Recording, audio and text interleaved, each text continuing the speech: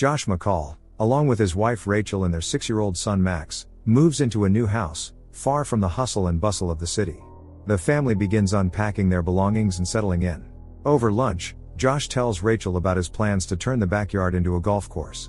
Rachel is happy to finally fall asleep without streetlights outside the window or the noise of cars. Max is afraid to fall asleep in the new place. Josh brings him his favorite toy, which was left in the car, and assures him there's nothing to fear, monsters don't exist. It was a long, exhausting day. But despite everything, Josh is very satisfied. Rachel, who practices yoga, says she wants to decorate Max's room in a special way. This will be a new chapter in their lives. Suddenly a wheel crashes through the kitchen window. A passing car had an accident on the dangerous sharp corner. Josh works at a marketing firm and can't get the incident out of his head, even at the office. At the end of the day, his new boss, Erickson, congratulates him on the move. Josh doesn't mention the unpleasant details. Later, Josh picks up Rachel, who works as a psychotherapist. He suggests they consider buying a second car, since they now live outside the city, but Rachel doubts they can afford additional expenses right now. Josh is worried that their house is located near a dangerous turn. Only the driver died in yesterday's accident. He was drunk, as were the teenage passengers. Renovations in the new house are in full swing.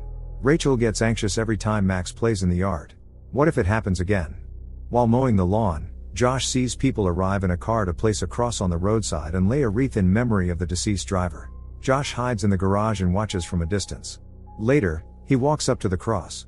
The driver's name was Kyle Curry, and he was only 18. Josh didn't know the young man, but he still feels terribly sorry. How many lives has this dangerous curve already claimed, and how many more could it take? The warning sign is barely visible through the trees. Later, Josh finds Kyle Curry's profile on social media. This boy had his whole life ahead of him, and it ended so cruelly. That evening, the McCalls throw a housewarming party. Everyone asks whether Josh and Rachel are planning to have a second child now that they live in a big house. Rachel replies that she loves children, but she has only just returned to work. Right now they need money, as the new house requires repairs. Josh was supposed to get a promotion, but Erickson got it instead. When Josh brings up the accident, everyone is stunned. He can't stop thinking about Kyle's parents. They were the ones who had recently come to place the roadside memorial. Kyle had just finished school and received a football scholarship. Rachel wonders how her husband knows so much about the boy. Josh says he read the obituary.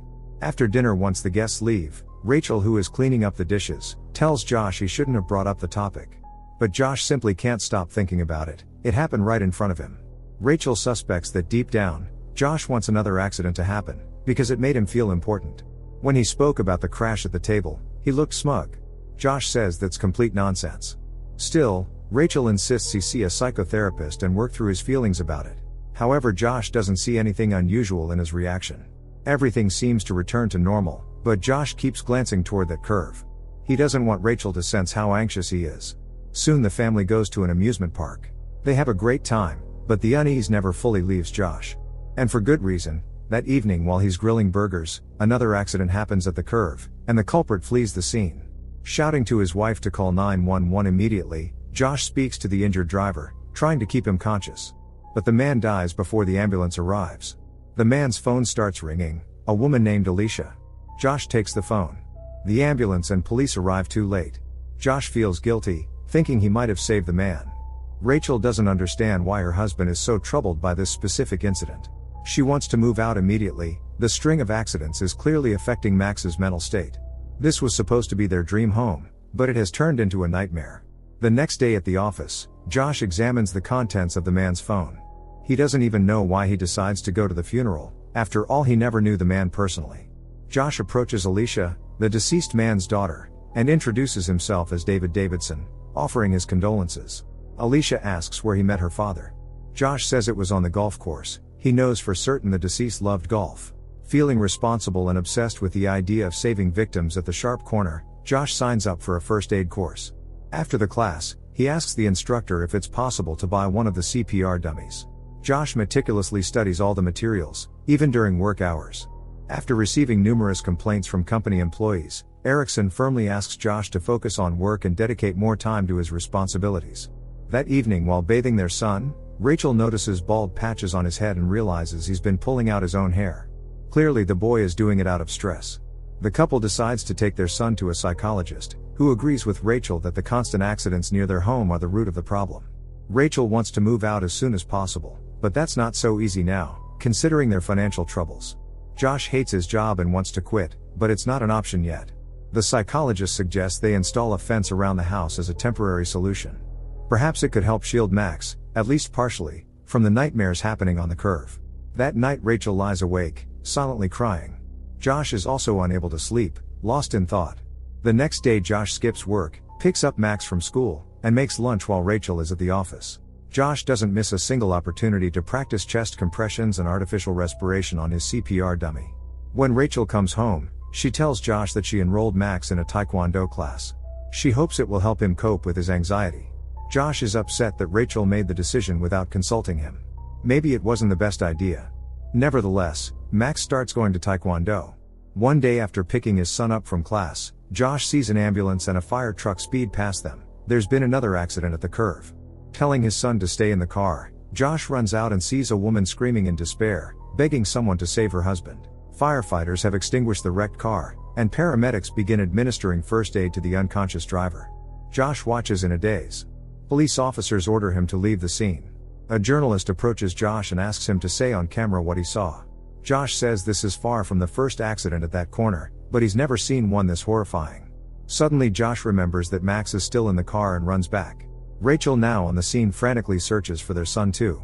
Luckily everything is fine. Max had simply gotten curious and stepped out to see what was happening. At Rachel's insistence, Josh starts going to therapy. He's convinced he could have saved all those people, including the latest driver, who also didn't survive. The therapist tells Josh it's not his fault and that there was nothing he could have done. But Josh can't be convinced. That corner is slowly driving him mad. Before bed, Josh tells his wife that since the leaves have started to fall, the warning sign is more visible, and cars are slowing down, which means there's a chance that there will be fewer accidents. Rachel doesn't say anything. She just asks Josh to sleep in Max's room. The boy has post-traumatic stress, and they shouldn't leave him alone. Due to Josh's negligence, the company loses a major client, and Erickson is forced to fire him. It's a hard decision for Erickson, but Josh has stopped doing his job, ignores his coworkers, and lately seems completely checked out. Josh insists he can fix everything, but Erickson doesn't change his mind. Josh is devastated, unsure how to break the news to his wife. How will they pay the bills now? Still at home, he tries to act like nothing happened and plays with his son. Late at night, driven by paranoia, Josh wheels a trash bin to the roadside, not even understanding why. Josh can't fall asleep, listening to the sound of cars passing by the house. The next morning, Rachel plans to take Max to therapy and then stop by the pizzeria. Not knowing that Josh has been fired, she invites him to join them. Josh says he'd love to, but first he needs to get permission from work. Instead, Josh goes back to practicing CPR on his dummy. Then he watches car crash videos online. Josh is drowning in paranoia. Every time he hears the roar of an engine passing by, he tenses up. The house is now up for sale, and soon the first potential buyers arrive. Since the realtor is running late, Josh volunteers to show the house himself. After that, he meets with his wife and Max's psychologist. Rachel mentions that she called the office and was told Josh no longer works there. He responds that it must be some kind of mistake. The doctor says that Max shows no signs of post-traumatic stress disorder, so there's nothing to worry about. Soon after, Rachel gets a call from the realtor and learns that Josh scared off the potential buyers by telling them about the series of accidents. Rachel doesn't understand what's going on with Josh or why he didn't tell her about the firing right away. She starts packing her things and asks Max to pack as well. When Rachel sees Josh's CPR dummy, it becomes the last straw. Josh insists he just wanted to save lives. After all, Rachel's work also involves helping people. But Rachel is convinced that this isn't normal, and she leaves. Josh contacts a lawyer in hopes of saving his marriage. He knows that Rachel intends to file for divorce and restrict his access to their son. But Josh is determined to fight. The lawyer explains that Josh will need to prove in court that he is the more suitable parent and that it would be in the child's best interest to stay with him. Josh realizes he must find a new job and a place to live soon. However, that's not easy given the reputation of the sharp corner. Now Josh is only allowed to see his son once a week. Max is very upset that his parents are divorcing. He wishes things could go back to how they used to be. Josh promises his son that he'll sell the house soon, and they'll be able to spend more time together. But time passes, and nothing changes. The house that was supposed to mark a new beginning has destroyed everything. So when a married couple responds to the listing, Josh immediately schedules a viewing. The first thing they ask is what the catch is. Why is the house so cheap? Josh explains that it's because of a divorce, carefully avoiding any mention of the accidents. Finally, Josh manages to sell the house and rushes to share the good news with his son over FaceTime. He also promises to buy Max a dog. When the boy says he wants a dog like Drake, Josh remembers that's the name of his therapist's dog, Rachel's colleague. Could there be something between them? Even though Josh is doing everything he can to put his life back together, Rachel has no intention of agreeing to shared custody. She considers the whole situation unhealthy. In her view, Max needs stability, something Josh can't provide. Josh packs the rest of his things into boxes, preparing to move out for good. But the sharp corner still haunts him. It's raining, which significantly increases the risk of accidents. Just in case the worst happens, Josh keeps a first aid kit close by. He doesn't sleep all night, watching out the window, but the accident never comes. Josh catches himself wishing for it, and then deliberately waters the asphalt with a hose to make it even more slippery. When that doesn't work, Josh saws down the warning road sign. Only after Josh collapses from exhaustion and falls asleep does the accident finally happen. Woken up, he quickly rushes to provide first aid to the injured woman. A passing bus stops, and Josh begs someone to call 911. He acts like a professional, pulling the woman out of the overturned vehicle. She's not breathing, and Josh begins resuscitation efforts. But no matter how hard he tries, it seems to be in vain. Josh realizes this is his fault. At that moment, the woman suddenly starts breathing again. The ambulance arrives. In the final scene, we see Josh smile.